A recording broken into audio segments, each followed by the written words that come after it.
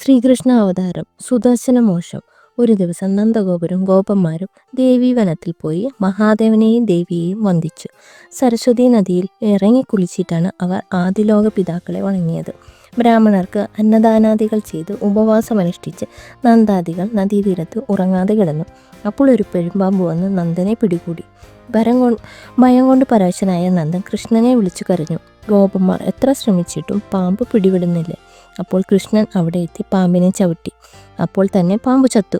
എന്നാൽ അത് നിമിഷങ്ങൾക്കകം പാമ്പിൻ്റെ ഉള്ളിൽ നിന്ന് മനോഹരമായ ഒരു രൂപം പ്രത്യക്ഷപ്പെട്ടു. അവൻ കണ്ണൻ്റെ പാദത്തിൽ വീണ് നമസ്കരിച്ചു. കൈകൂപ്പുളയിൽ നിൽക്കുന്ന ഈ യുവാവിനോട് കണ്ണൻ ചോദിച്ചു, "നീ ആര്? എന്തിനെ ഘോരകർമ്മത്തിൽ പെട്ടു?"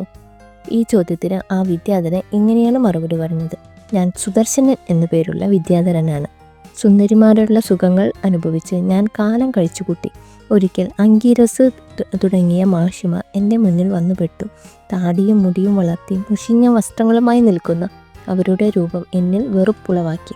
വിരൂപന്മാർ എന്ന് പറഞ്ഞ് ഞാൻ അവരെ നിന്ദിച്ചു. കോപാകുലരായ അവർ എന്നെ ശപിച്ചു.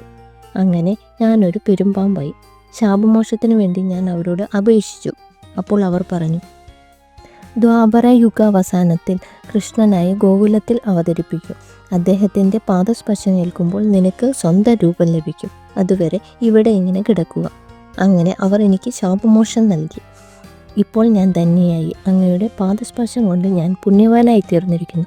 അങ്ങയുടെ പാദപത്മം ഹൃദയത്തിൽ സദാ വിളങ്ങി നിൽക്കുവാൻ അങ്ങ് എന്നെ അനുഗ്രഹിക്കണം." ഇങ്ങനെ പറഞ്ഞ സുദർശനൻ വീണ്ടും ഭഗവാനെ വണങ്ങി. അങ്ങനെ തന്നെ വരുമെന്ന് പറഞ്ഞ ഭഗവാൻ സുദർശനെ അനുഗ്രഹിച്ചു. അനുഗ്രഹവും വാങ്ങി അദ്ദേഹം സ്വർഗലോകത്തേക്ക് യാത്രയായി.